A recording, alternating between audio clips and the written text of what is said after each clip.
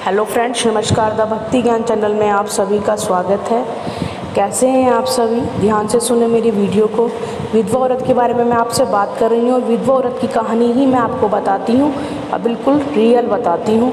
आज मैं आपको बताने जा रही हूँ विधवा औरत की दादी का दर्द, कि विधवा औरत की जो दादी हैं वो कितने परेशान हैं उनके आदमी के इस दुनिया से चले जाने के बाद। यानी कि विधवा औरत बहुत ज़्यादा दुखी है क्योंकि उसके हाथ पर 10 रुपये भी नहीं रखे जाते हैं, जबकि वो हर महीने 10,000 रुपये की मेहमान है। यानी कि वो 10,000 रुपये हर महीने पेंशन आती है।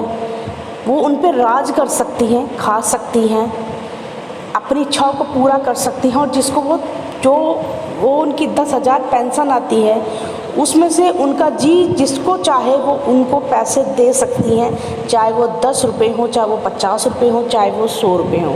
मैं आपको ये बताना चाह रही हूँ कि विधवा औरत कितनी परेशान हो जाती है अपने आदमी के इस दुनिया से चले जाने के बाद। क्योंकि जिस बेटा बहू के पास वो रहती हैं, जब वो अपनी पेंशन निकलवाने जाती हैं तो बेटा जो और बहू जो है बेटे की, वो उनके साथ जाती है और साइन करवाकर या अंगूठा लगवाकर, जो भी कुछ कहते हैं, साइन करवाती हैं। उन्हें नाम लिखना आता है, साइन करवाकर, और उनके जितने भी पैसे 10,000 रुपये उन्हें पेंशन मिलती है वो उनके खाते में से निकाल ली जाती है और साथ के साथ अपने पास रखती हैं उनके बेटे की बहू। उनके हाथ में 10 रुपये भी नहीं रखे जाते कि वो अगर जिसको चाहे अपने पैसे दें या जिसको चाहे वो दान दे सकें। कई बार तो उनकी मन की इच्छा करती है कि मैं अपने पैसों को, जो कोढ़ी होते हैं, जिनकी काया खराब होती है, जो मांगने वाले होते हैं, उन भिखारियों को, जो बहुत ज़्यादा परेशान हैं, जो पैसा नहीं कमा पाते, जो मेहनत नहीं कर पाते, बहुत ज़्यादा अपने शरीर से दुखी हैं, परेशान हैं, कोढ़ी बोलते हैं, जिसकी काया बहुत ख़राब होती है, जिनके हाथ पैर काम नहीं करते, जिनके हाथ पैर शरीर जोड़ता है वो गल रहा होता है, उनकी इच्छा करती है कि वो उनको दान दें, उनको पैसा दें। और जो कि उनकी गली में आते भी हैं, वो उनको अगर पैसा भी देना चाहती हैं तो भी वो उनके पास नहीं होते। वो दुखी परेशान होते हुए अपने बेटे की बहू से क्या कहती हैं कि मांगने वाले आए हैं या कोढ़ी आए हैं, उनको पैसे दे दे, मेरे पास तो 10 रुपये भी देने के लिए नहीं है, इनको खाली हाथ मत जाने दे। आप ये बताइए कि आजकल की बहुएं ऐसा क्यों करती हैं अपने सास ससुर के साथ? अपने माँ बाप की तो वो इज़्ज़त चाहती हैं कि हमारे घर में आई बहू हमारे माँ बाप की इज्जत करे, और वो खुद दूसरों के घर की जब बहू बनती हैं तो उनके माँ बाप की, अपने पति के माँ बाप की वो सेवा क्यों नहीं करती?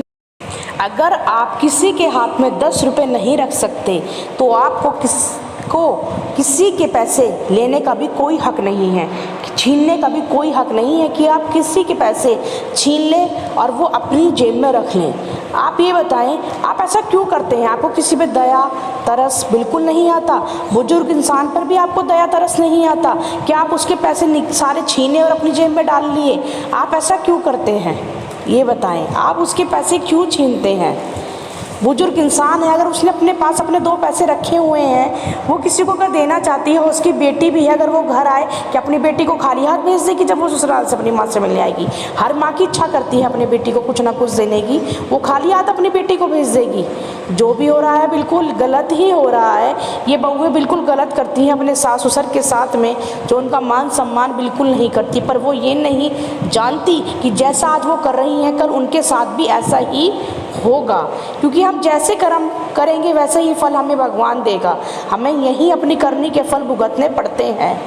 हम किसी के साथ कभी भी गलत ना करें, क्योंकि अगर हम आज किसी के साथ गलत करेंगे तो हमारे साथ भी कल को गलत ही होगा। हमें भी दुख भुगतने ही पड़ेंगे, दुख सहने ही पड़ेंगे, क्योंकि हम सामने वाले को अगर दुखी कर रहे हैं तो दुखी तो हमें भी झेलना पड़ेगा, दुखों का सामना तो हमें भी करना पड़ेगा। इसीलिए अपने हाथ से जो भी करें सही करें, अच्छा करें और पुण्य के काम करें, पर किसी की आत्मा पर ठेस पहुँचे, उसको दुख हो, ऐसा कोई भी काम ना करें। यही कहना चाहूँगी कि बुढ़ापे में किसी की पेंशन ना खोजें।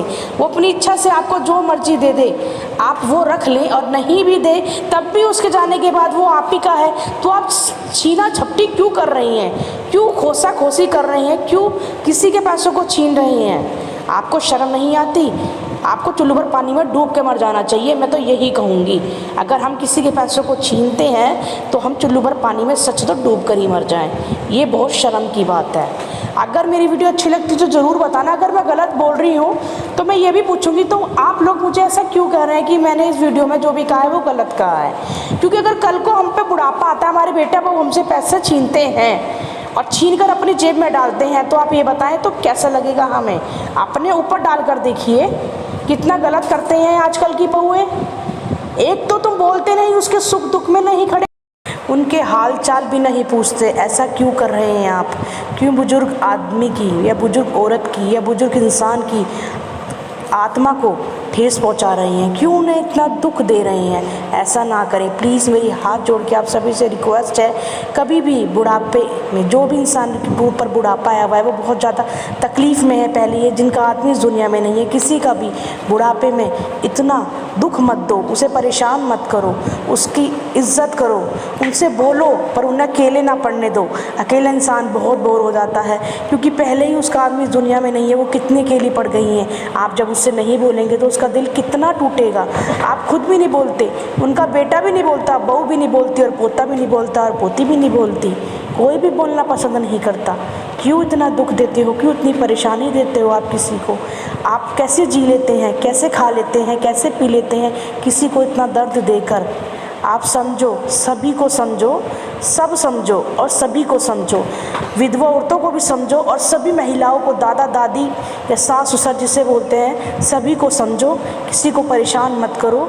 मैं सिर्फ यही कहना चाहती हूँ। मेरी वीडियो अच्छी लगती है तो ज़रूर बताना। मेरी वीडियो को सुनने के लिए थैंक यू सो मच।